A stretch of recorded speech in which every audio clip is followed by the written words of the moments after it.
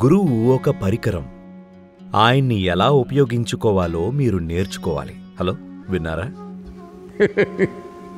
ఆయన్ని ఎలా ఉపయోగించుకోవాలో. ఎందుకంటే ఆయన వల్ల ఉపయోగం లేకపోతే ఏం లాభం?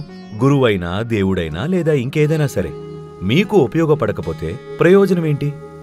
కాబట్టి ఆయన్ని ఎలా ఉపయోగించుకోవాలి అన్నది ముఖ్యం. 21వ శతాబ్దం.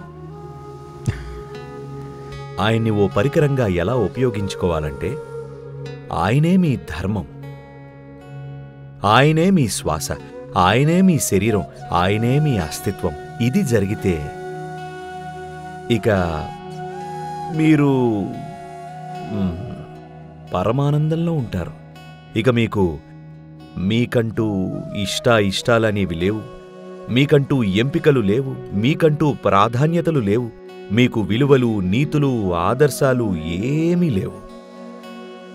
గురువు యొక్క శక్తి, ఆయన సన్నిధే మీ ధర్మమైంది. అదే మీ జీవన విధానమైంది.